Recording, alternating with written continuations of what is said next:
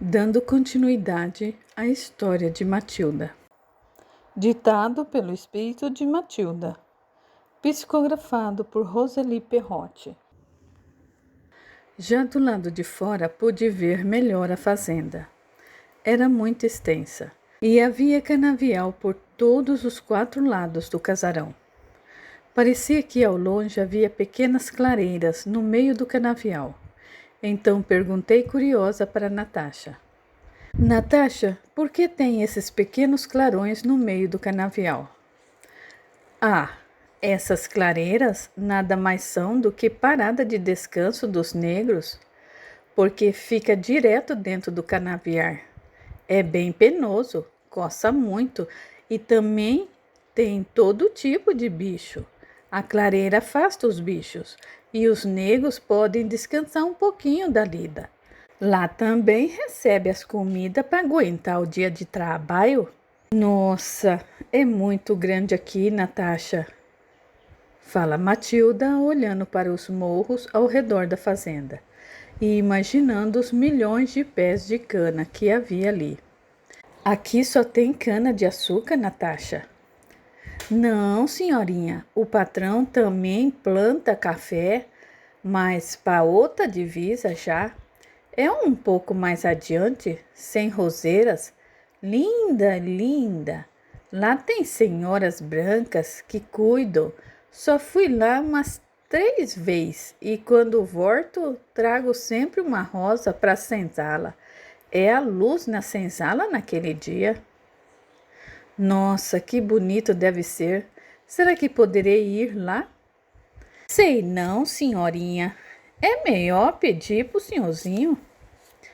Estávamos absorvidas na conversa, sentadas embaixo do pé de manga, e pelas minhas costas aparece de repente um rapaz com traje preto e branco. Haha! Finalmente vou conhecer essa linda donzela! Olhei para trás assustada, pois não conhecia essa voz, e levantei-me rapidamente.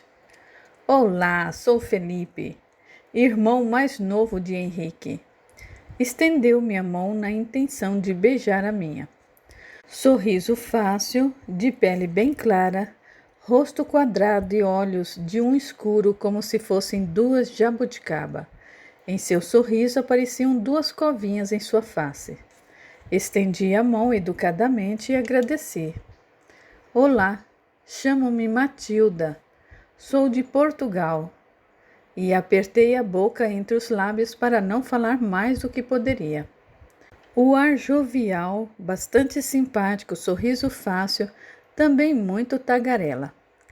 Foi levando nós 2 para próximo da casa, onde tinha um pé de bergamota vergado no chão de tantas frutas.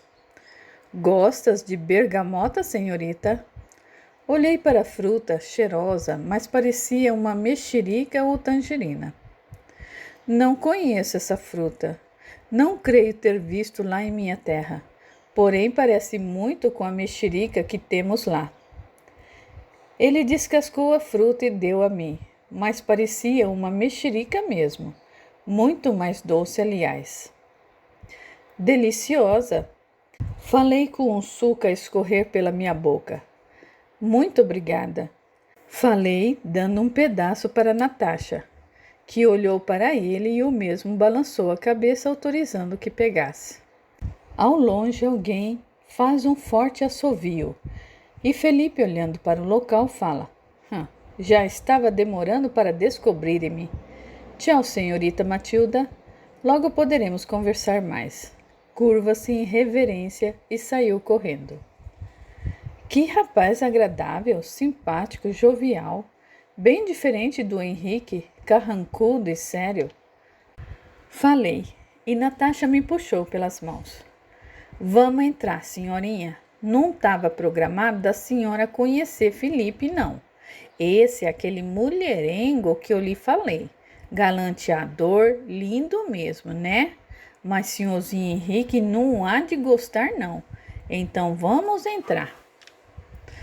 O tempo foi passando lentamente na fazenda. No próximo dia seria meu aniversário e a saudade de mamãe e papai e das minhas irmãs chegava a doer no meu coração. Henrique não viera mais desde o último ocorrido, e nos passeios que realizava com Natasha, sempre éramos nós duas. Às vezes chupávamos cana-de-açúcar, era deliciosa. Aquele caldo saía entre a boca e parecia que adocicava e aquecia a tristeza da minha alma.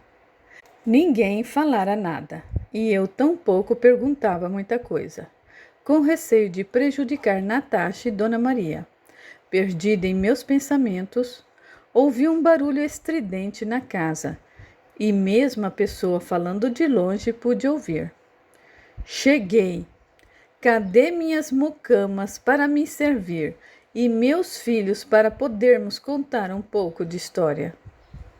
Essa voz eu já conhecera. Era o senhor Garcia. Ele voltara.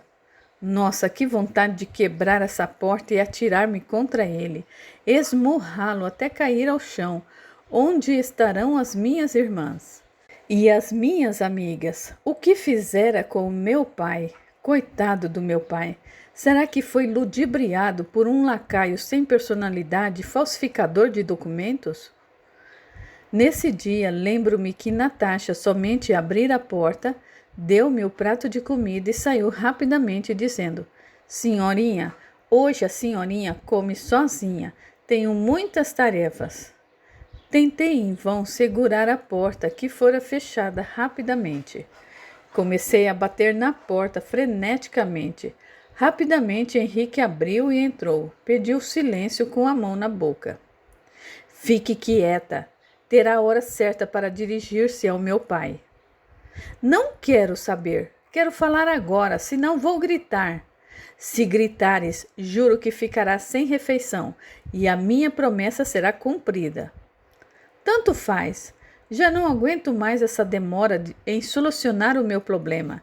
Se realmente pensa no meu bem-estar, por favor, tire-me daqui e me devolva aos meus pais. Sente-se. Vamos conversar. Henrique chegou bem perto de mim. Pediu para sentar-me na cama. Falas tanto de ir embora? Fala ele, colocando uma cadeira na minha frente. Queres mesmo voltar à sua terra? Tem certeza? Pode pensar e me responder. Darei 15 dias mais para decidires, porque a partir de amanhã poderás ficar mais tempo do lado de fora. E poderás também passear com o Tionzinho e com Natasha pelos arredores da fazenda.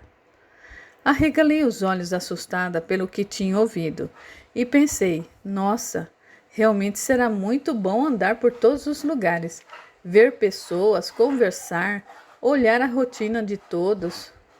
Juras que poderei fazer isso? Sim, poderás.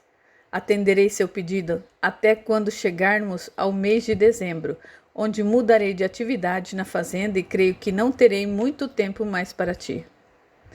Ouvi aquilo e abaixei a cabeça. O que será que pretendes de mim? Será que em dezembro vai vender-me? Vai devolver-me? O que será que ele quer dizer com isso? Havia várias perguntas em minha mente nesse momento. Sei que estás com muitas dúvidas, mas confie, não fiz nada que você não merecesse passar. Por atitudes que você mesma tomou, pelo tamanho de sua beleza, resolvi ajudá-la. Se queres privilégios, batalhes por eles. Estou te dando uma oportunidade muito maior do que as suas irmãs e amigas tiveram. Só não lhe contarei agora. Então, se queres que eu faça direito, tenha respeito ao meu pai e poderá estar na mesa conosco. Já soube que conheceste Felipe. Ainda tenho outro irmão que talvez ainda o conheça. Ele vive muito tempo fora da fazenda e também é o mais fácil de lidar de nós três. Parecia muito sincero no que falava, porém não olhava em meus olhos e papai sempre me dissera, não confie em quem não fala e não te olha nos olhos. Você está certo, ficarei quieta e esperarei sua decisão com relação ao que fará comigo. Por acaso seu pai sabe que eu estou aqui contra minha vontade? Sim, ele sabe. Sabe? Então ele também me sequestrou? Não foi só você? Sequestrou? Por acaso eu a coloquei no navio? Obriguei-a a entrar no navio? Coloquei uma faca em sua garganta para entrares? Pensando bem, eu havia entrado de livre e espontânea vontade. Nisso ele não tivera culpa. Eu entrei sim, para procurar o broche de mamãe que estava com a minha irmã Maria de Lourdes. E me perdi. Você me trancou, por isso que não pude mais sair. Tranquei-a na hora em que o navio já estava em alto mar. Por acaso ia achar que voltaríamos? Você ia atrapalhar todo o nosso projeto, e também cronograma de horários a serem cumpridos com os nobres. Então achei por bem deixá-la presa para poder voltar depois com os seus. Mas por que fez isso? Fiz dessa forma, porque se as suas irmãs a vissem, nós teríamos que retornar.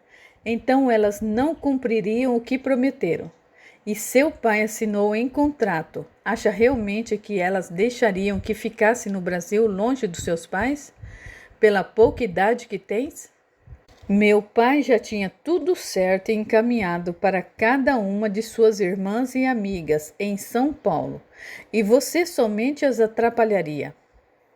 Bom, se fosse pensar nesse aspecto, realmente minhas irmãs iam fazer de tudo para que eu voltasse. Mas isso não justifica eu estar aqui aprisionada. Espere mais um tempo e logo saberá de tudo. Lembre-se, não me aproveitei de você. Então seja cordata e obedeça-me para que assim torne esse momento mais fácil para nós dois. Aí eu terei soluções mais rápidas para você. Levantou-se e saiu falando. E se puder colaborar, não gritando, eu agradeço. Se não, podes gritar a noite inteira e ficará sem alimentação e banho de sol. A senhorita decide. Boa noite. Saiu batendo a porta. Fiquei ali pensativa. Tudo o que dissera tinha um fundo de verdade. Realmente, eu é que entrara no navio. Eu é que fora imprudente e minhas irmãs iam fazer de tudo para que eu voltasse. Com certeza isso ia atrapalhar o futuro delas, porque nisso tudo também estava envolvido contrato, dinheiro e honra. A cidade é muito bonita. Não acham, irmãs? Vejam esse tamanho de construção. Nem imaginávamos que as pessoas moravam em andares. E essas residências são tão formosas que os brasões de família ficam à vista em frente aos portões. Falava Marcela, entusiasmada com a cidade grande. Marcela era magrela, aliás, nós quatro éramos. Tinha cabelos compridos, bem aloirados e enormes bochechas. Eram tão salientes que todas a chamavam com carinho de Bochechinha. Tinha 16 anos. É verdade, Marcela. Realmente a cidade grande é um lugar muito bonito. Essas casas são uma mais bonita que as outras. E as carruagens, então? Os cavalos têm tirinhas na cabeça como se fossem tranças. E todas repararam o que Marcela falava, dando longas gargalhadas, controladas porque estavam sendo levadas pelo filho do Sr. Garcia. Era chamado Felipe e ele parecia bem sério. Maria cutuca Marcela e lhe pisca os olhos, aponta para fora da carruagem. Que lindo esse filho do Sr. Garcia! Marcela olha para Felipe e concorda com a cabeça. Ele é muito bonito mesmo.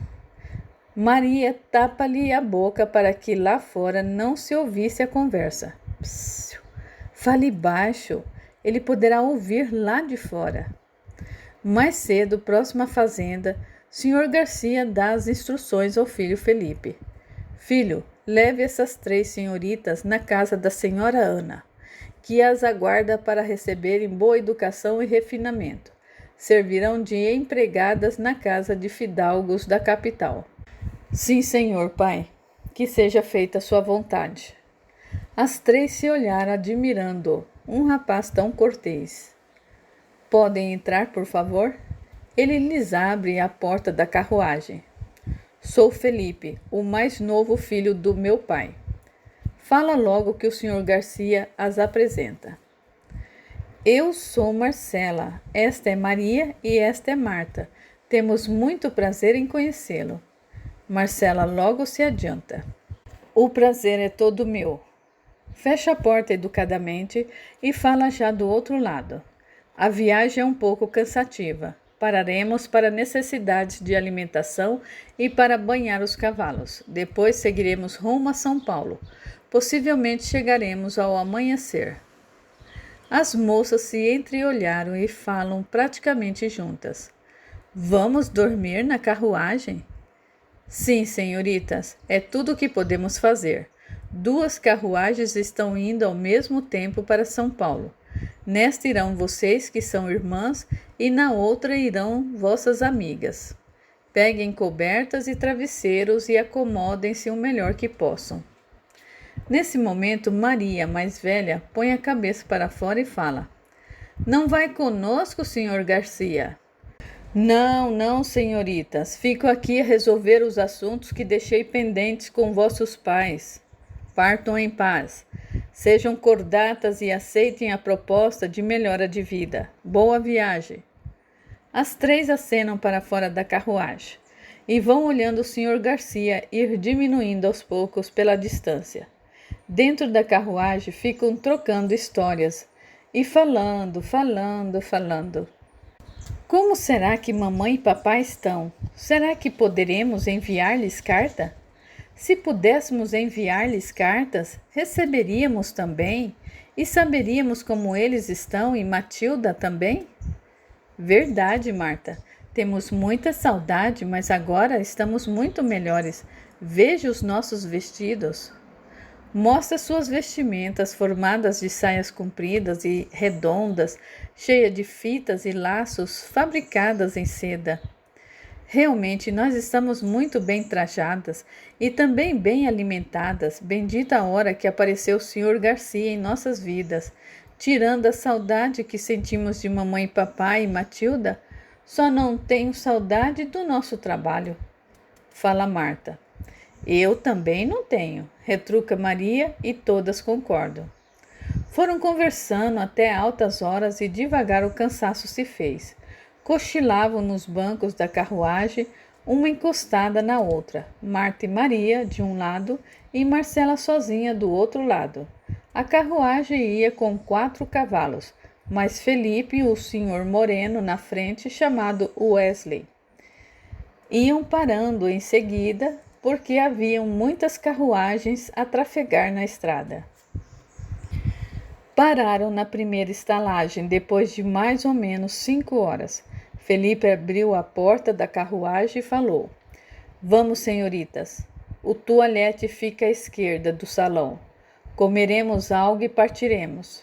Irei junto com vocês. Enquanto isso, nosso cocheiro Wesley dará água aos cavalos e os fará descansar um pouco. Vamos entrando. A estalagem parecia mais um bar. Tinham moças dançando no meio de um tablado, saias grandes de roda e vários homens sentados abaixo do tablado as observando. Por vezes tentavam pegar-lhes as saias e as mãos. Mesas e cadeiras eram distribuídas por todo o salão, mas parecia um grande galpão muito bem decorado. As moças que serviam eram verdadeiramente lindas. As jovens cochicharam entre si. Veja como elas cobram os clientes, põem a perna sobre eles, levantam a saia e prendem o dinheiro em um elástico na perna. Uma olha para a outra e põe a mão na boca pelo espanto. Venham, senhoritas, aqui à frente está o toalete para refrescarem-se. Depois voltem para esse balcão que lhes darei um suco para fortalecê-las. Concordaram com a cabeça e foram para o toalete. Aquele era o lugar mais bonito que já haviam visto. Mármore preto nas pias e as torneiras eram de cor dourada, mas pareciam cabeças de cisne abaixadas. Tudo muito cheiroso. Nossa, falou Marta, esse banheiro sozinho já é uma bela mansão. Moraria nele tranquilamente. Havia espelhos em todas as paredes, onde podia-se ver de costa, de lado, de frente, em todas as posições. Algumas daquelas senhoritas estavam no banheiro. E quando as jovens entraram, elas a olharam. Uma delas, depois de tanto as encarar, aproxima-se de Marta, segura-lhe o cabelo e fala abertamente: melhor irem embora, garotinhas. Essa casa não tem lugar para mais mulheres. Maria adianta-se, solta a mão da moça do cabelo da irmã e responde prontamente: não entendemos o que quer falar, senhorita. Estamos em viagem, paramos aqui só para nos refrescar e tomar um suco. Duas outras moças, ouvindo a conversa, retrucaram: suco? E caíram na gargalhada. Aqui não tem suco, o máximo água. Riram ruidosamente as três. As irmãs olharam-se e nenhuma delas decidiu falar nada. Tem certeza de que esse local é para vocês? Não parecem moças que dançam para agradar clientes. Olharam uma para a outra surpresa com o que ouviram. Não, senhorita, não fazemos isso. Já estamos de saída, vamos embora, falou Maria prontamente, pegando na mão das irmãs. As três saíram do banheiro, cochichando uma com as outras. Agora sozinhas, Marcela se pronuncia.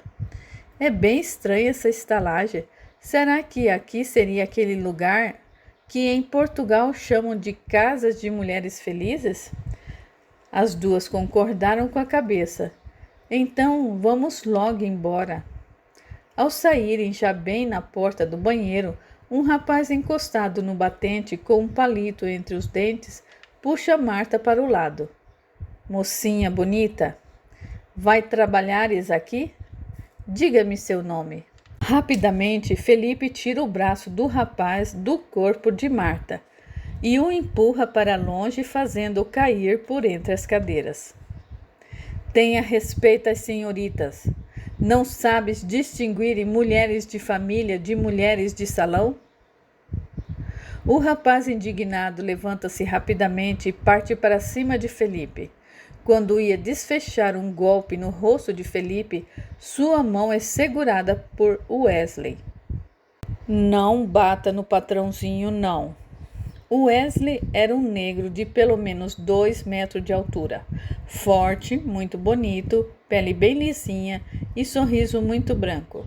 Com sua presença impunha respeito por onde passava. Felipe pegou no braço de Wesley e lhe falou: solte-o, aqui realmente não é um lugar para senhoritas.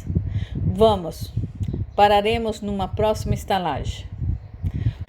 Os dois amparam a saída das três e lá fora Wesley se manifesta. Senhorzinho Felipe, quando venho com seu pai, ele para na casa da estalagem e passa a noite todinha. A senhora dona de lá chama Dona Cecília. Ela prepara cama e comida para todas que chegam.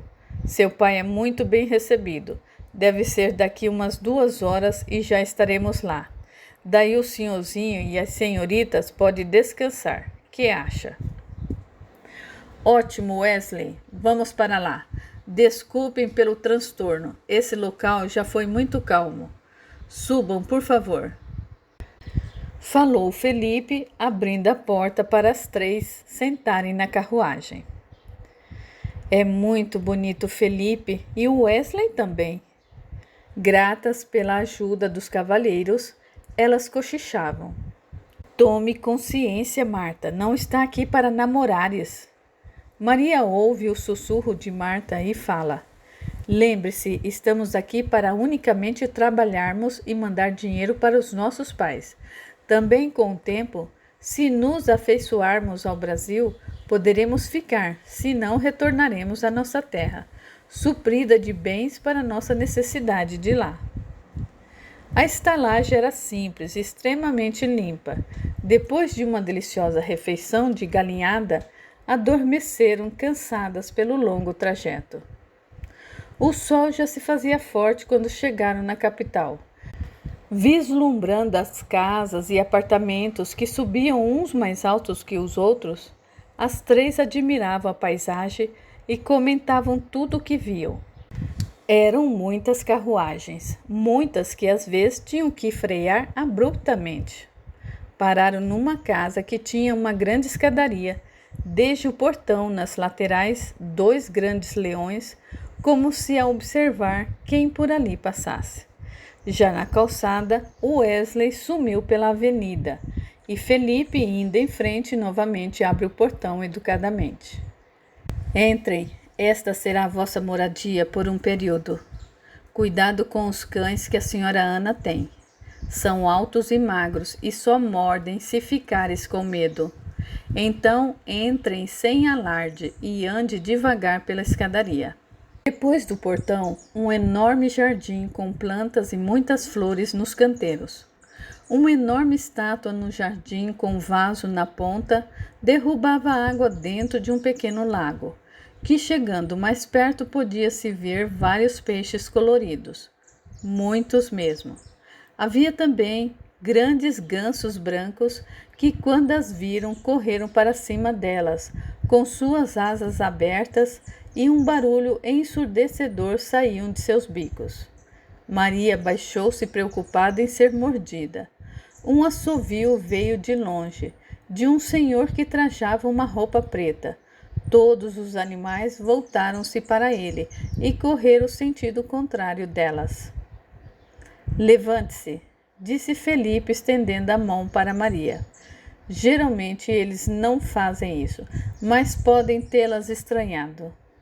Haviam 4 pilares em frente à casa, uma porta gigante que parecia ter 4 metros de altura. Caberia umas 4 pessoas, uma em cima da outra, para dar a altura. Nunca haviam visto uma porta tão grande. A porta foi aberta pelo senhor que assobiara e gentilmente cumprimentou Felipe. Olá, rapaz, como estás? E o senhor, seu pai, não veio? Bem, senhor Roberto. Passo muito bem, obrigado. O meu pai ficou para resolver outros assuntos. Logo ele virá para cá para conversar com a senhora Ana. Aliás, ela se encontra? Sim, senhor. Podem entrar. Enquanto entravam, olhavam para tudo e uma apontava para a outra e sussurravam. Olha essa porta. Será porta para gigante? Sorriam uma para a outra concordando.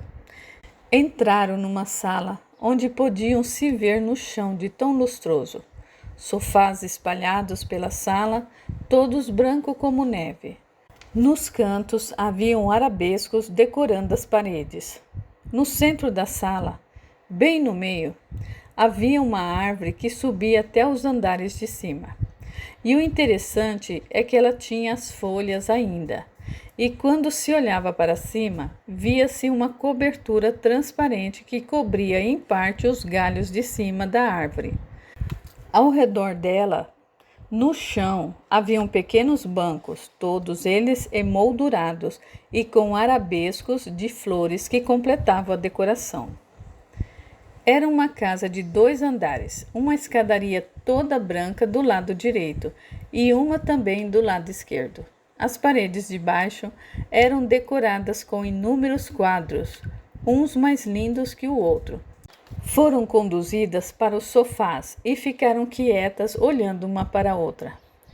Nesse momento, Felipe virou-se para elas e falou: Vou a ter-me com a senhora Ana.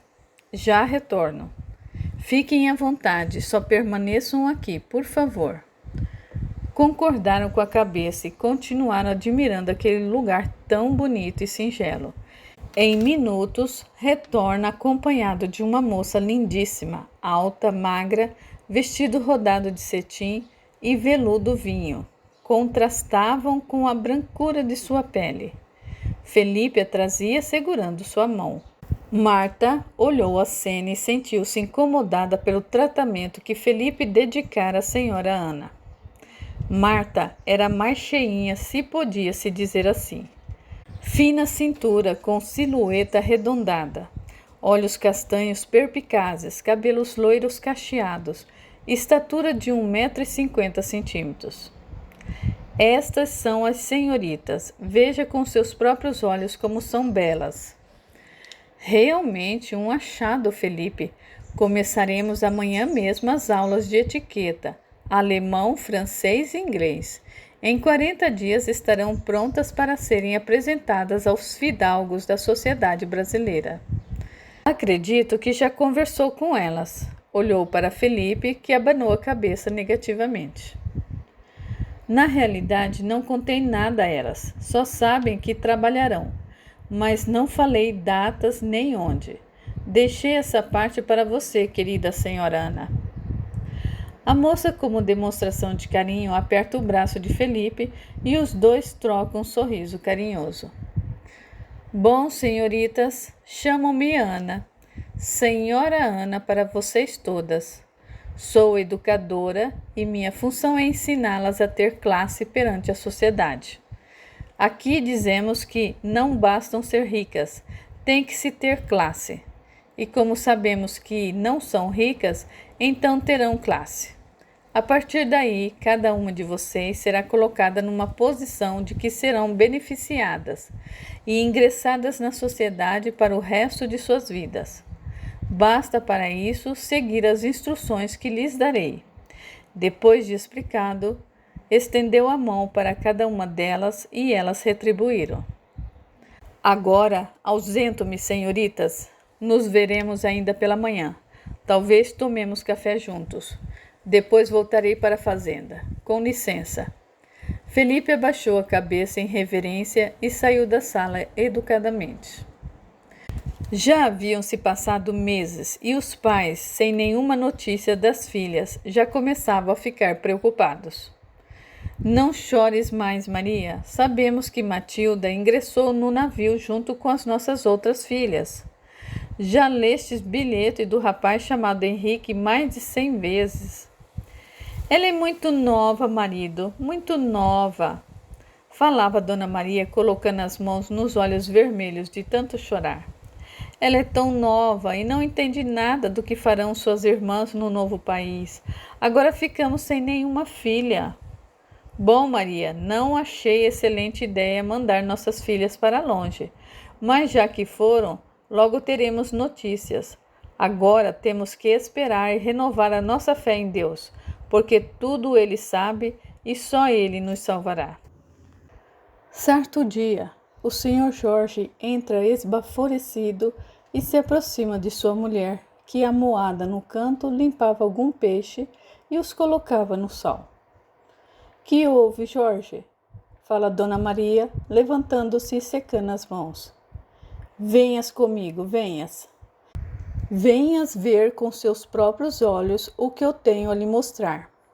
Ambos caminharam para a plataforma de pesca, onde pequenos barcos se empurravam um do lado do outro. Maria reconhece a embarcação do marido e não entende o tamanho alvoroço. Já estava noite e mal podia enxergar muito longe, pois a luz do farol iluminava pouco os barcos parados. O Sr. Jorge apontou para trás das embarcações e mostrou a Dona Maria uma embarcação 4 vezes maior que o barco, o qual o Sr. Jorge e os parceiros pescavam. Maria, o Sr. Garcia cumpriu o comprometido. Veja, olhe bem. Continuou apontando para longe. Como sabes se é o nosso? O rapaz desceu da embarcação e foi me procurar na plataforma. Me entregou esses documentos. 30.000 contos de réis era o preço estipulado na nota fiscal. Mas como vamos pagar esse valor? Dona Maria falou, colocando a mão na boca. Pede aos seus companheiros para tentarem colocar a embarcação mais perto da plataforma, Jorge. Não dá, senhor Jorge, falou Matias, ouvindo o pedido de Dona Maria.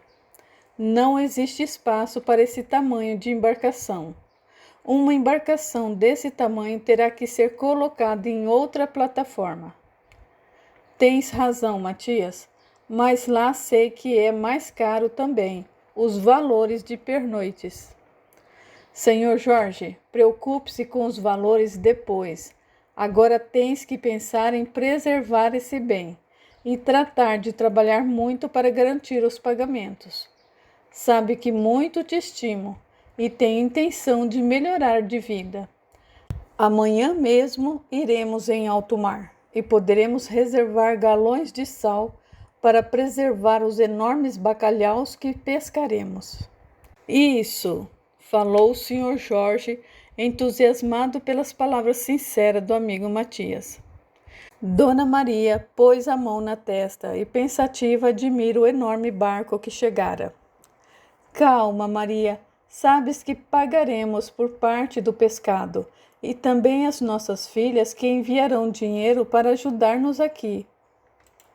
Sim, Jorge, sei disso. Já se passaram 4 meses, Jorge, 4 longos meses e nem notícia de nossas filhas.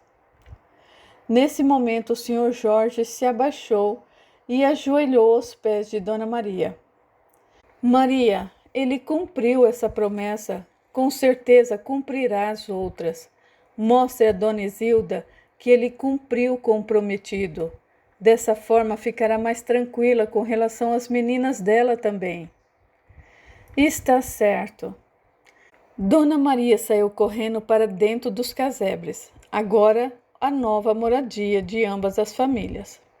O Sr. Jorge falou entusiasmado, abraçando o amigo, e foi entrando na embarcação. Sim, Matias, venceremos, seremos vencedores. Nós conseguiremos pescar muito bacalhau. Vamos conseguir residência decente para nossas senhoras. E compraremos terras, muitas terras, onde poderemos plantar muitos pés de oliveira. Teremos azeite de boa qualidade. Então traremos nossas filhas de volta e elas terão uma vida boa perto de nós. Vamos conseguir com fé em Nossa Senhora de Fátima, que está à nossa frente, aos lados e atrás de nós. Matias pegou no antebraço do Sr. Jorge, formulando uma aceitação com a cabeça. Depois fecharam negociação para deixar a embarcação ancorada no cais maior, e ambos seguiram andando até onde moravam. Linda embarcação, falou o Sr. Jorge, abraçando o papel junto ao peito. Você nenhuma das vezes desconfiou desse Sr. Garcia? Não achou que ele poderia ter usado de má fé pela demora que teve em entregar-vos a embarcação, Jorge? Jorge passou a mão sobre os cabelos desalinhados num gesto nervoso e respondeu prontamente. Meu amigo, uma coisa que aprendi logo cedo, eu e a minha senhora e minhas filhas, foi ter fé em Deus. Quando pedimos o que quer que seja com fé, ela chega. Pode demorar, mas chega. E se não estivermos fazendo nada de errado, ela chegará e dará bons frutos. Então, lhe pergunto, trabalhando noite e dia, orando e ensinando a orar, praticando a fé e a caridade, como poderiam aproximar-se de nós pessoas de má fé? Falou batendo no ombro do amigo. Olha, Jorge, muito me admira sua força e fé. Por vezes achei que estavam lhe enganando e que você não percebera. Me diga que nem uma sombra de dúvida passou por sua mente. Passou sim, meu amigo Matias, mas deixe-lhe contar. Quando era pequeno, eu sempre via luzes ao meu redor. Luzes que iam e vinham, algumas bem fortes, outras mais fracas. Entendi que quando as luzes chegavam perto de mim, parecia que minha mente falava comigo a todo momento. Matias o olhou impressionado pelo relato e parou de andar. Como assim, luzes? Bom, sim, luzes. Até 7 anos eram luzes, depois essas luzes foram criando formas humanas. Não muito distintas, mas mais pareciam sombras. Perguntei algumas vezes aos meus pais, e os dois sempre me passavam a mão na cabeça e falavam, filho, isso é a sua imaginação. E eu contradizia, não, pai, não é. Eles têm nomes, e me contam histórias e mais histórias, não tenho medo, papai. Tem uma que se chama Aurora, e quando chega perto de mim, ela traz perfume de flores. Recordou-se, e trazia mesmo. As pessoas ao redor até sentiam. Eu sabia o porquê do cheiro, mas ficava quieto porque eu fui crescendo e ouvi tantas histórias de serem loucos quem fala ou vê as sombras. Então eu fui ficando quieto, tentando me entender, mas como ninguém queria saber do que eu via, comecei a falar com eles e levei grandes surras por isso, várias vezes.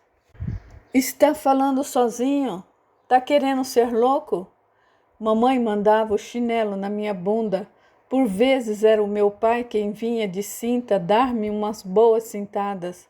Sempre porque alguém na rua tinha visto eu falar sozinho. Isso fez-me parar de falar sozinha e continuei a falar com as sombras. Eu tentava falar com elas mentalmente para poder parar de apanhar, porque eu já estava com 16 anos e não aguentava mais apanhar. Então foi assim que fui fazendo a transição. As sombras criaram nomes, rostos bonitos, feios e machucados. Eita, para, Jorge, está me deixando arrepiado, falou Matias passando a mão pelo braço arrepiado. Não liga não, essa é a forma deles dizerem que estão por perto. Nunca se arrepiou, não?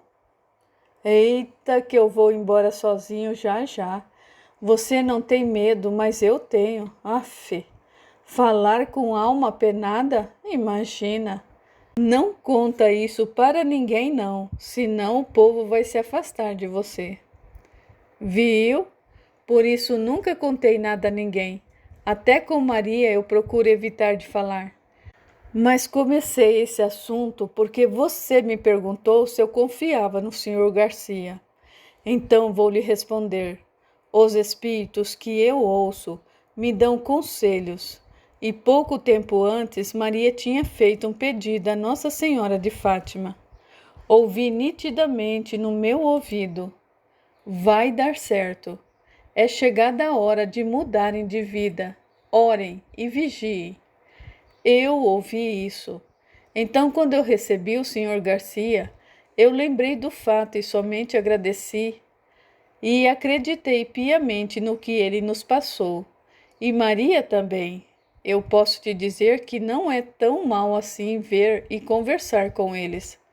Já me tiraram de muitas enrascadas, no mar, em casa, com Matilda e as meninas. Bom, meu amigo, eu não quero ver ninguém não, falou Matias batendo nas costas de Jorge, quando já estava se aproximando de suas casas. Esse assunto realmente morre aqui. Pode deixar que não te perguntarei mais nada do assunto. Tudo bem. Considero-os meus amigos e agradeço todos os dias a presença deles na minha vida e dos meus. Boa noite, Matias. Amanhã não se recordará mais dessa conversa.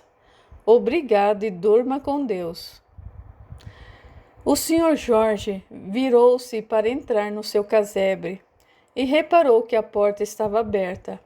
A luz fraca do candeeiro iluminava, mas não via a figura de Maria. Maria, onde estás? Perguntou ele preocupado. Saiu do casebre e bateu na casa de Dona Isilda. Dona Isilda, por favor. Viste Maria? Dona Isilda. Ela saiu na janela do casebre e lhe falou. Vi sim. Ela passou aqui mais cedo para me falar sobre a sua embarcação que chegaste. Parabéns, eu estou feliz, porque estava desacreditando daquele senhor. Mas com a sua embarcação aqui, com certeza estará realizando o prometido com relação às nossas filhas. O senhor Jorge colocou as mãos juntas como a rezar e retornou. Graças a Deus, tudo corre conforme o nosso acordo. Creio que assim que vier pegar os peixes, já trará notícias de nossas filhas. Mas diga-me, onde está Maria? Em casa não se encontra? Estou aqui, Jorge, falou Dona Maria, vindo com um pacote da mercearia.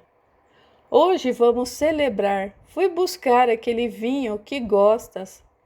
Venha, Dona Isilda, chame Manuel, seu marido, vamos bebericar e agradecer a vida. Juntos entraram dentro do casebre e, entre histórias e vinhos, divertiram-se agradecendo a Deus, a vida e a divina providência pela pessoa honesta que foi-lhes colocada no caminho. O ar perfumado, longas estradas de terra com flores por todos os lados, algumas de tonalidades laranja, vermelho, amarelo, roxa, lilás, branca, diversas tonalidades e espécies de flores. Por entre pequenos caminhos haviam pessoas com enormes lenços na cabeça e com cestos em seus braços, pareciam colhedores. Olhei Natasha ao lado e falei: Isso é enorme, Natasha. Nunca imaginei ver um lugar tão lindo em minha vida. Parecem ser milhões, milhares de pés de flores e quantas variedades. Sabe quais são os propósitos de tantas flores? Natasha apontou ao longe e mostrou carrocerias grudadas umas nas outras. Eram puxadas por bois e eram cobertas de um plástico branco, com pedaços enormes de madeiras ao redor para segurá-las. Nossa, que estranho! Parecem estufas ambulantes. Sim, e são, respondeu Natasha. Esses transportes levam milhares de rosas por vez. Eles colocam cada vez mais, porque as rosas demoram muito tempo para chegar na capital. Então estragam muito rápido. Aí algumas vão cortadas, outras vão em vasinhos.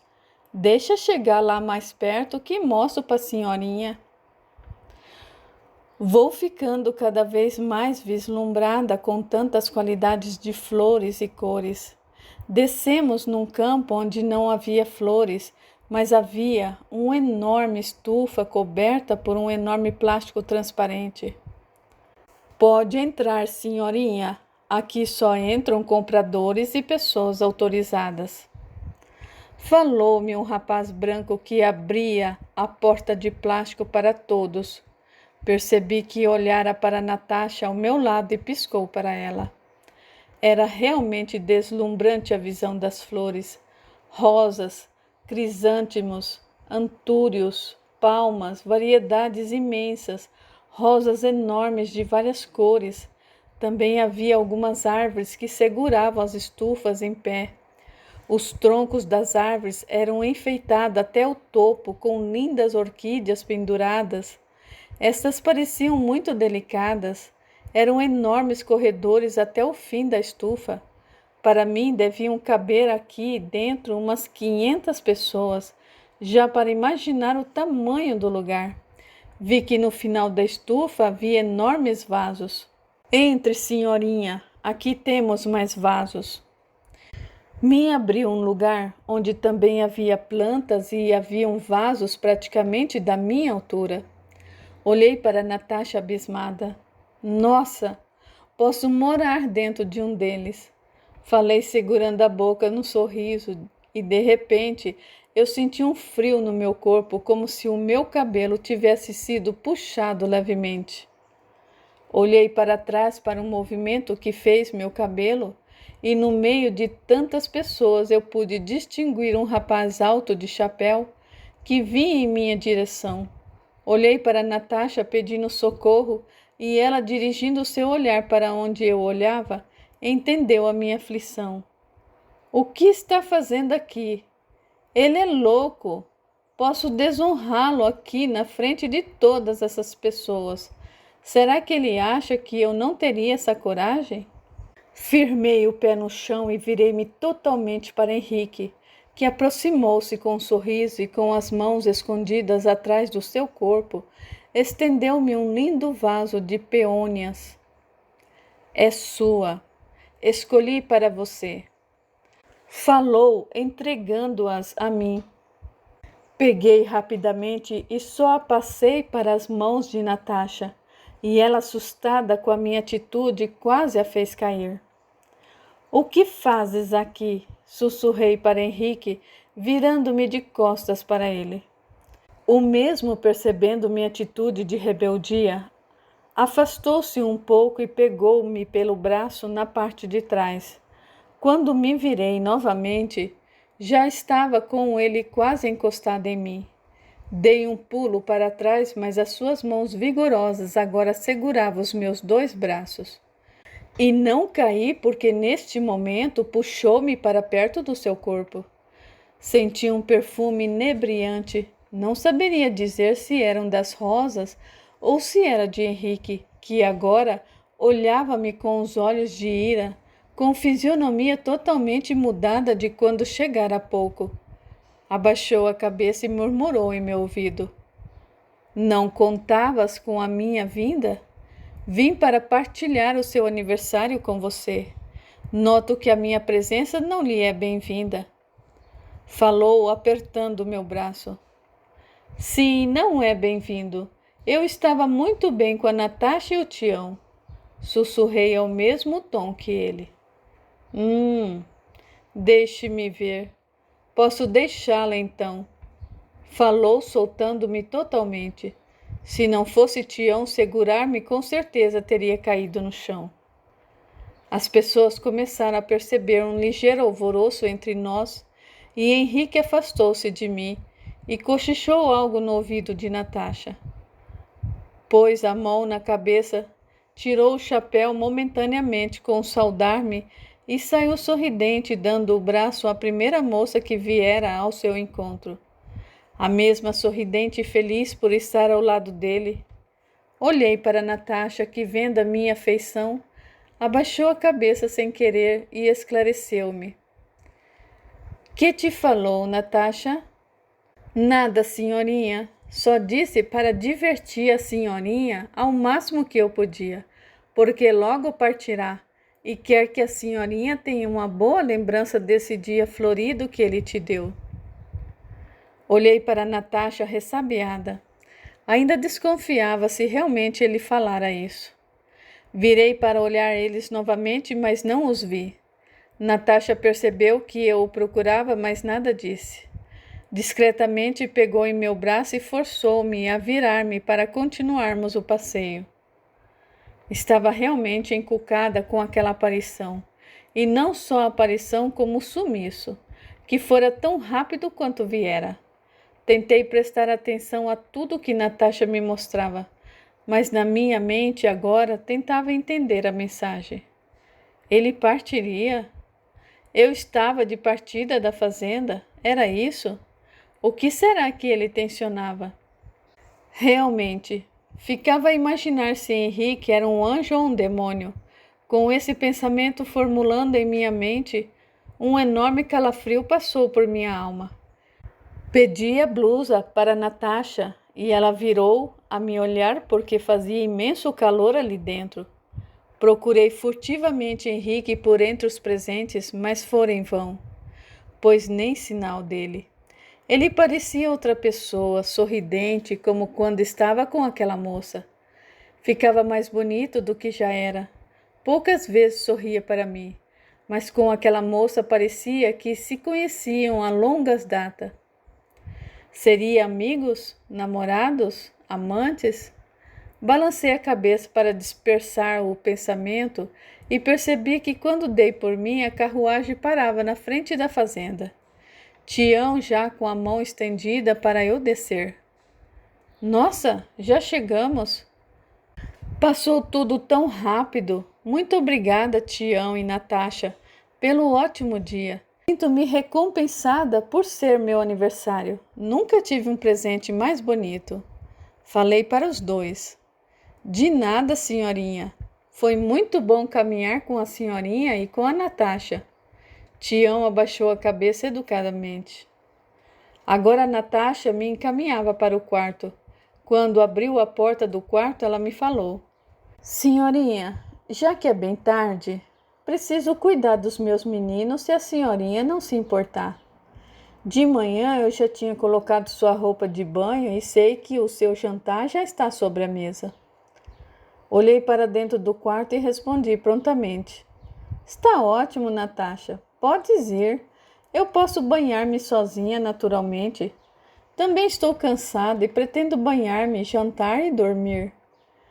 Respondi fechando a porta e apertando as mãos de Natasha ao sair.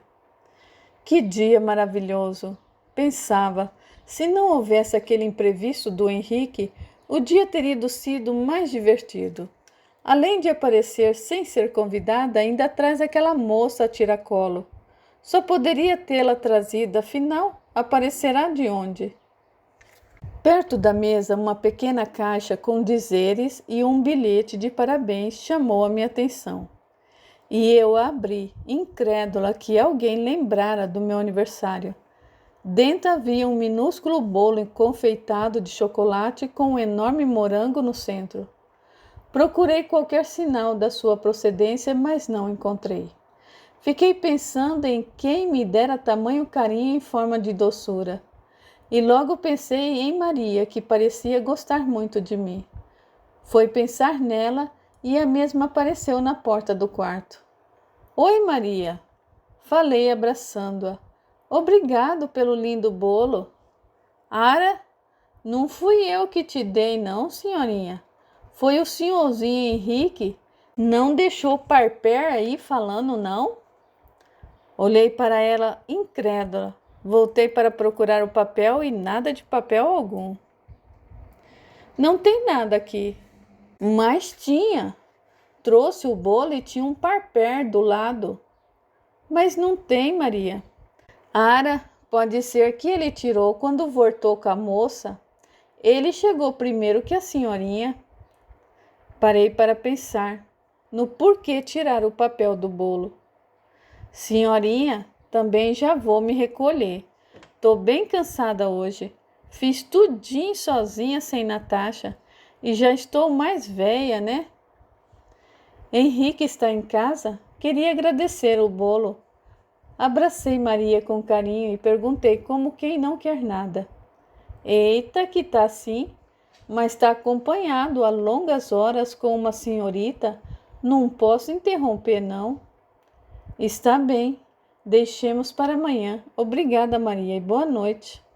De nada, senhorinha, e feliz aniversário para a senhorinha. E até amanhã. Falou, batendo a porta atrás de si. Fui para o banheiro pensando em tudo o que acontecera naquele dia. Completara 17 anos e como as coisas estavam acontecendo em minha vida muito rapidamente. A situação de Henrique manter-me em cativeiro não me agradava, mas tinha feito um acordo com ele e pretendia cumpri-lo. Também não era sempre que ele estava presente. Aparecia e sumia como hoje. Em inexplicável aparição, senti um aperto no peito enquanto comia o delicioso bolo e algumas lágrimas começaram a cair involuntariamente do meu rosto. Não sei se pela tristeza de estar sozinha naquele momento, se pela situação que passara durante o dia com o Henrique, se por saudade de meus pais, de minhas irmãs. Fui ficando sonolenta e com um pedaço de bolo no prato sobre a minha barriga, adormeci. Num quarto escuro, consegui visualizar a fisionomia que sonhava em minhas noites de longos pesadelos, acompanhada em suas costas por duas crianças que pareciam bem ser gêmeos. Esse homem fedia mais do que tudo. Agarrado à sua mão tinha a cauda de um animal, que agora, já sem vida, fedia mais do que ele próprio. Velho na altura de uns 56 anos, rosto enrugado, as crianças agarravam-se às suas calças. Ele movia-se para dentro do casebre sem enxergar-me, que de um lado escuro do casebre tentava me esconder pelos cantos daquele pequeno cômodo. Olhei mais ao longe e em uma mesa pequena havia uma senhora com casaco grosso. Ouvindo-o chegar, acendeu um pouco mais a lamparina acesa com gás de creolina. Ruidosamente, o homem jogou o animal sem vida sobre a mesa e as crianças ainda teimosamente seguravam-lhe a barra da calça. Sentou-se na cadeira de madeira quebrada, e aos poucos fui visualizando aquele cômodo fétido.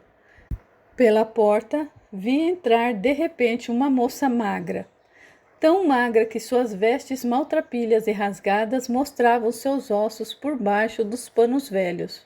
O rosto sugado e fisionomia dura era o que se podia ver pela luz fraca da lamparina. Aproximou-se do homem na intenção de pegar a caça por sobre a mesa. E em só golpe ele empurrou-a ao chão, onde foi bater na parede, e pude ouvir o pequeno grito de dor que saiu de sua boca. A mulher que estava sentada agora passava a mão pelo corpo do animal sem vida e retrucou ao homem: "Este animal mal tem carne para todos nós." Continuou a passar a mão pelo animal já sem vida, ao que mais parecia ser uma raposa. O homem, fraco ao que parecia, levantou a mão e segurou a mulher pelo rosto. "Faça um ensopado e dê aos 2 pequenos, nós podemos esperar." "Estou sem comer há dias, preciso comer. Já estou desnorteada de tanta fome, papai." A moça ao canto tenta levantar-se e num sussurro replica: "Não me chames de papai." Respondeu ele agressivamente, que agora em pé dirige-se para perto da moça. "Você foi minha derrota. Bem sabe o quanto relutei para não trazê-la para esta casa. Seu pai sabia que Sofia estava grávida de gêmeos, mas me fez pagar a dívida trazendo você para cá. De que serve? Mal posso andar com você pelas choupanas. Você assusta a todos com essa face cheia de cicatrizes." "Eu não tenho culpa de ter nascido assim." A moça choramingava, a colocar as mãos nos olhos. "Vida desgraçada! Já não basta essa fome infernal, ainda tenho que cobrir o meu rosto por vergonha que sinto das minhas cicatrizes. O senhor sabe disso, papai?" "Já falei que não sou seu pai." E agora, mais nervoso ainda, o homem a levanta do chão com somente uma das mãos e a joga na parede de novo. "Cala-te, se não queres apanhar mais." As 2 crianças, reparando o nervoso do pai, agora grudam na saia da mãe, que com dificuldade vai até a pia e começa a tirar o pelo com água quente do animal sem vida. "Sentem-se, saiam da barra da minha saia. Essa água está quente, pode queimá-los." "Saiam, não escutaram sua mãe?" As crianças tinham no máximo 3 anos. Seus rostos eram bem enxugados e também bem magrinhos. Continuei ali no canto do cômodo escondida. Ninguém parecia me notar, mas também preferi ficar imóvel. Afinal, poderia não ser bem-vinda ali. O homem soltou a moça e foi para um lado da casa que tinha uma cama de palha, bem perto de mim. Respirei fundo e prendi a respiração. Pegou o pequeno pano de lado e tentava forçar a vista. Passou a mão pelo pano gasto que havia no canto. "Você sim, querida Ângela. Por que partiste tão cedo?" O homem falou com voz engasgada e passou a mão pelo pano com carinho. "Por que, Ângela? Por que deixaste a mim e a sua mãe? Sabes que não tivemos culpa, pequena filha." Nesse momento, coloquei a mão na minha cabeça, porque senti uma tremenda dor. Quando senti minhas mãos tocarem minha cabeça, percebi ter um tecido rodeando e minhas mãos ficaram encharcadas. Voltei as mãos perante os meus olhos e estava com um líquido escuro, fétido, muito fedido. Tentei aprimorar mais o meu olhar, mas não consegui, pois a iluminação era muito pequena. Senti um ligeiro carinho por aquele homem à minha frente. Ele parecia sofrer muito pela pessoa que era dona do pano. E quanto mais ele se lamentava, mais eu começava a sentir dor na minha cabeça. Ela foi tornando-se cada vez mais forte, tão forte que soltei um grito que não ouvi sair da minha boca, porque desfaleci. Quando acordei, não sei quanto tempo depois, a casa estava vazia. Um pequeno facho de luz entrava pela janela aberta. A casa continuava fedida e eu não suportava mais o cheiro. Levantei-me com dificuldade e fui olhar para fora.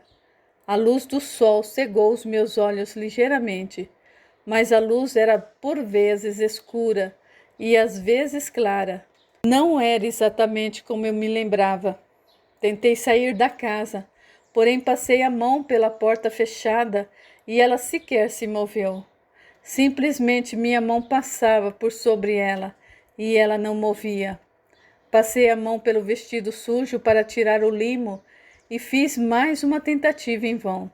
De repente a porta se abriu com tudo e entrou um rapaz loiro no casebre que gritava: Ângela! Ângela!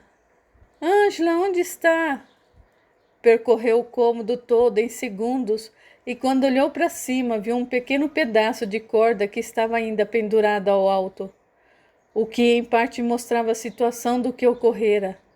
Esse moço parecia-me muito conhecido, tão conhecido que uma onda de calor cobriu meu corpo, e não me importando que a porta tinha passado por sobre mim, andei até o rapaz que com as mãos nos olhos chorava copiosamente.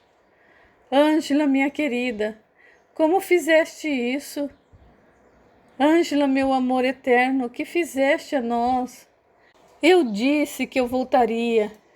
Fiquei ali na sua frente um longo tempo a observá-lo chorar, e o meu corpo ardia de dor e calor, tão forte, mas tão forte que parecia estar em uma fogueira. Fui chegando mais perto na intenção de conversar com ele, e neste momento aparece na porta o mesmo senhor que chorava e acariciava o pano na cabeceira da cama. Você, seu imprestável! Você foi o culpado da minha Ângela suicidar-se, você! Moveu-se rápido e pegou o rapaz pelo colarinho, desferindo um soco ao meio do seu rosto. O rapaz caiu tonto e levantou-se rápido para retrucar. Eu amava a Ângela, eu a amava. O senhor sim foi o culpado por não me aceitar como genro. Nesse momento recebe mais um soco no rosto. Ele agora cambaleia, vai ao chão e desmaia ligeiramente. Olhei para toda aquela cena e visões passavam por minha mente rapidamente. Pessoas, uns gritando, outros chorando, tudo muito confuso. Porém senti uma dor no peito, a cabeça latejando e como senti falta de ar. Coloquei a mão no pescoço, quando senti que a minha pele abrira-se no pescoço, dando vazão para 2 ossos que seguravam meu pescoço em pé. Senti um calafrio por imaginar não ter pele no pescoço e coloquei mais uma vez a mão para certificar-me, quando reparei que o meu pescoço estava em carne e osso. Desfaleci, meio que acordando, meio que desfalecida. Vi o rapaz chegar para perto de mim com enormes olhos azuis e colocando a mão por meu cabelo, como se reconhecesse-me. Mais uma vez eu desfaleci. Só ouvi o nome de Ângela a sair de sua boca espantado. Daí desfaleci novamente. Tempos e tempos se passaram. Quando novamente dei por mim, estava num lugar escuro, com cheiro mais forte ainda.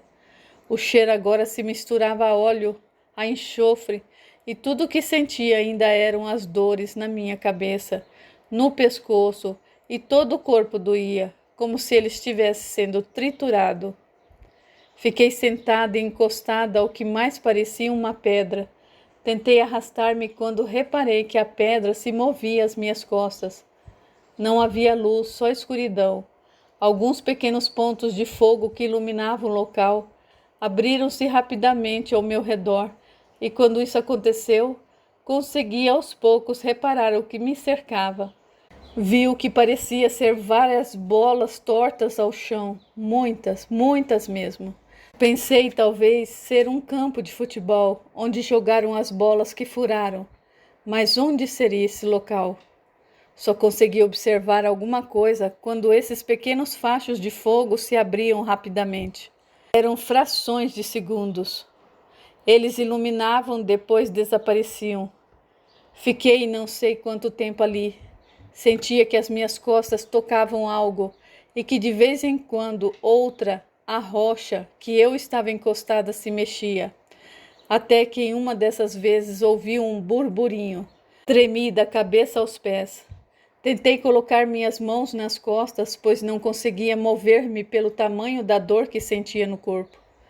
Quando finalmente consegui colocar as mãos para trás na intenção de segurar na rocha, outras mãos agarraram as minhas. Não sabia se gritava ou se eu chorava. Tentei puxar as mãos com força, mas as mãos nas minhas costas também puxavam as minhas com força. De tanto tentar, acabei cansando, e quem quer que fosse agora que as segurava, não as soltava. Sentia-me grudada àquela rocha que agora sabia ser uma pessoa como eu. Tentei falar, consegui e murmurei. Um oi sofrido que saiu por minha boca. Como não obtivesse resposta, continuei por vezes quando conseguia murmurar. Fiquei um tempo incontável desse jeito. O cheiro é o que mais me incomodava. Cada vez piorava mais. E luz não conseguia ver nenhuma. Com as mãos presas às costas e com a coluna presa à outra, senti-me cada vez mais fraca. Na minha mente, murmúrios e choros a me chamarem. Ângela, minha filha, como estará Ângela? Ângela, meu amor, por que fizera isso? O tempo foi passando e numa das vezes, talvez sonhando, vi uma luz andando como se aproximando perto das bolas. Ia trazendo uma pequena luz nas mãos, como se fosse uma lamparina que foi iluminando as bolas. Vinha devagar, de longe, devagar e bem devagarinho. Cada vez que abria os olhos parecia mais próxima. Minhas mãos agora estavam dormentes. Já não as sentia. Quem as segurava até agora decidiu não mais soltá-las. Vez ou outra, alguns movimentos de sua cabeça chegavam até a minha. Era impossível mover-me e a pessoa parecia também não conseguir. Senti algo em meu corpo, como se andasse sobre mim. E pensei que estava brincando comigo, talvez jogando confeito sobre mim, como quando eu e meus irmãos brincávamos com terra. Era isso. Devia ser terra que estavam jogando sobre mim. Senti algumas terras finas, outras mais grossas e compridas, difíceis de decifrar o que eram. Quando foram ficando cada vez mais forte, tinha a impressão que andavam. Isso, andavam sobre mim. Pensei que ainda, se eu me levantasse dali, bem pegaria o engraçadinho que estava se escorando em minha coluna. Prendeu meus braços e ainda, de alguma forma, joga terra sobre mim. Terra, pedacinho de lama, folhas secas, não sabia, em minha mente, diagnosticar o que era aquilo. Até que quando a luzinha foi chegando perto, mais perto, eu pude ver uma figura, como que vestindo um lençol, levantou uma lamparina clareando as bolas à minha frente. E tentei fixar o olhar, pois a luz feria os meus olhos desacostumados com a luz. Vi uma aparência de mulher com um véu na cabeça, e a luz na mão era tipo uma lamparina. Vi que olhou para mim, mas virou-se rapidamente. Tentei falar um oi, mas a voz não saiu. E quando a luz da sua lamparina clareou um pouco meu corpo, pude ver que milhares e milhares de vermes passeavam sobre mim. Gritei com toda a força no âmago do meu ser. Percebi nitidamente a minha boca encher-se desse volume, que agora eu nauseava e vomitava uma versão de roxo com vermelho, e cobria as minhas vestes, e no vômito eles voltavam a andar sobre mim de outra vez. Tamanho foi o meu desespero sem poder mexer-me. Vi quando a luz iluminou uma bola em especial perto de minhas pernas. Ela abriu um olho, pois só tinha um, e era uma cabeça, o que achei que era uma bola. Agora transfigurada com a luz que lhe passara no semblante, comecei a jorrar um líquido escurecido e a cobrir-lhe todo o rosto. Pensei por diversas vezes fechar os olhos, para não ver mais tamanha cena grotesca, porém não sentia mais as pálpebras e continuava ali vendo o que não queria mais ver. Em minha grande aflição, só minha mente falava, nada mais se movia. Só minha mente falava e pensava coisas que pareciam em vão. Nesse momento, vendo e sentindo tanto sofrimento, acreditei ser uma alma esquecida por Deus. Entrei em estado de torpor e, mesmo com os olhos abertos, consegui arranjar uma forma de não enxergar mais nada. E cada vez que o fogo aparecia, eu falava comigo mesma: não estou vendo nada, não estou vendo nada, não estou vendo nada. E isso foi funcionando para isentar-me um pouco do tamanho da crueldade que ocorria ao meu redor. Pareciam dias, meses e anos incontáveis que passei ali, via a luz vir e ir, e por vezes recolhia uma bola, cabeça no chão. Ela saía do chão com pequenas raízes como se fosse um legume, a sair do chão depois de um plantio. Levavam-nas por entre os braços e sumiam na escuridão. Não era sempre que vinha a luz, mas sempre ficava a prestar atenção se chegavam perto de mim. Uma vez, muito tempo depois, vi 3 luzes na escuridão de onde eu estava. Elas saíam procurando por todos os lados, não sei. Pareciam levitar, pois passavam com os pés levemente sobre as cabeças. Desta vez, levaram 3 cabeças, mas quando puxaram-na do chão, saíram junto desta 3 outras que estavam grudadas em suas raízes, bem menores que a primeira, mas deu para ver quase nitidamente que tinha mais 3 bolinhas que foram juntas e grudadas. As 3 luzinhas as levaram.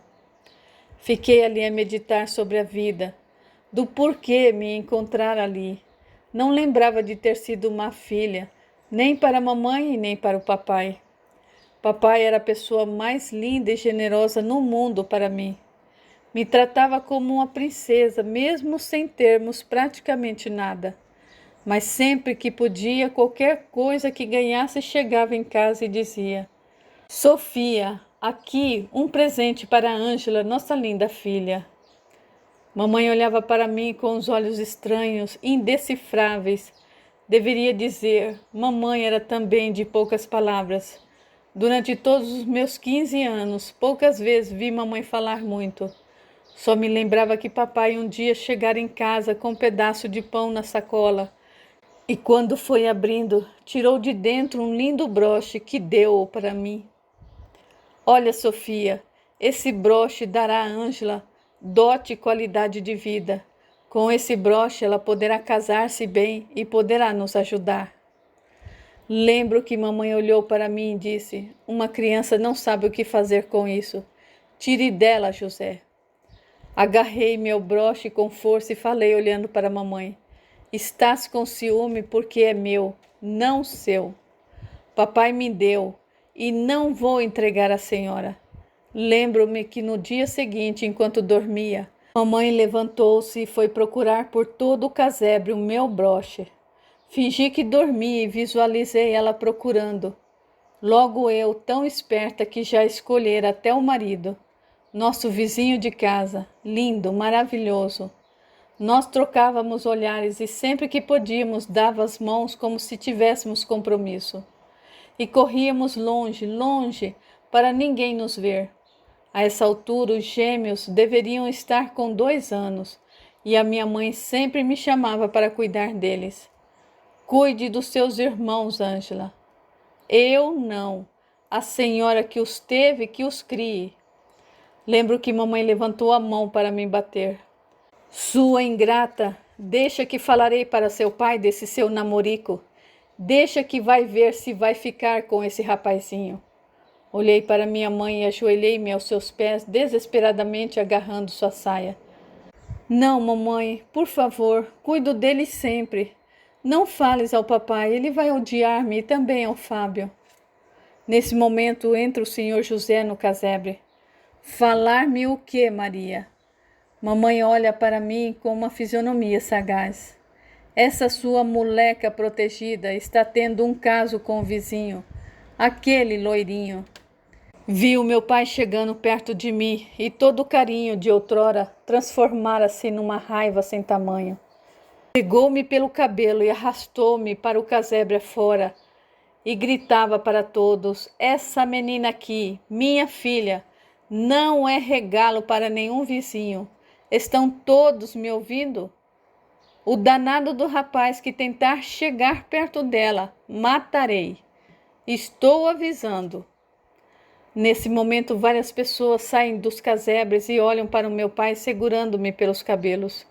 Estou avisando porque depois não me venham reclamar que ficaram sem o filho. Essa aqui, apontou para mim ainda segurando os meus cabelos, não é regalo para nenhum de vossos filhos, que assim fiquemos bem entendidos. Levou-me para dentro, sei que chorei, implorei. Fábio veio até a sua porta. Meu pai percebeu e correu para pegar a peixeira. Deixava ela bem pendurada no batente da porta de entrada. Ainda colocou a cabeça para fora e gritou em altos brados: aqui está o presente para os garotos desavisados. Eu jejuei, fiquei sem falar com ninguém, pois aquele amor me ardia no peito. Papai não me deixou mais sair. Também não pude mais vê-lo, somente em companhia dos gêmeos, e só podia ficar ali pelo terreiro. Ali onde todos moravam ao redor. Deviam ser em média 8 casinhas pequenas, e a principal fonte de sustento de todos eram os reciclados, caça e um pouco de plantação que todos faziam nos pequenos terrenos ao redor. Fui ficando muito deprimida, muito mesmo. Chegou um dia que não quis mais levantar-me da cama e falei para a mamãe: não faço mais nada de agora em diante. A senhora nem me venha, que também não cuidarei dos seus filhos. Aí sim, nesse dia apanhei bonito de minha mãe. Ainda sinto as vergadas da cinta nas minhas costas. Para você aprender, menina ruim da moléstia. Dizia e repetia para mim. Chorei tanto, tanto desiludida pelo rumo que tomara a minha vida. E quando mamãe saiu, fiquei pensando: de que valeria viver? De quê? De que valeria viver? Em minha cabeça comecei a imaginar que não valeria mais a pena viver. Não notei quando sombras se aproximavam naquele momento de mim. Na minha ideia, talvez seja mais simples morrer.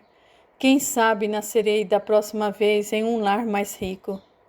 Essa ideia foi tomando tamanho proporção em minha mente e não conseguindo mais visualizar-me sendo feliz.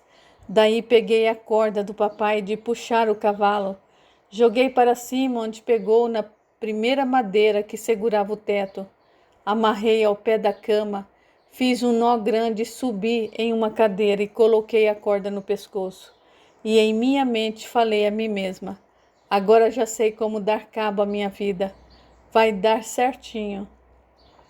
Com esse pensamento, no pequeno desequilíbrio, a cadeira moveu-se e fiquei dependurada um tempo. Não consegui nem gritar, pois a corda amarrada aos pés da cama não cedeu o meu peso. E ali fiquei pendurada, debatendo-me para ver se conseguia ir ao chão. Assim fiquei, e de repente me vi solta. Vi o meu pai gritando, minha mãe gritando, e agora estava ali, pensando que por um engano dei cabo à minha vida. Sim, por engano, pois só ia colocar a corda na intenção de assustar os meus pais. Não contava com o banco virar e infelizmente morrer assim. Também não entendia por que estava ali. Ali seria o céu ou era o inferno? Eu era ruim a ponto de ir para o inferno por um amor não resolvido? Eu sabia que eu mesma tinha feito aquilo a mim, mas será que eu realmente merecia estar ali? Pensei que de tempos em tempos parecia desfalecer e depois acordar. Me incomodavam os vermes por sobre o meu corpo. Doía cada novo buraco que fazia em minha carne. Doía, doía, doía. Pareciam enormes agulhas perfurando a minha pele.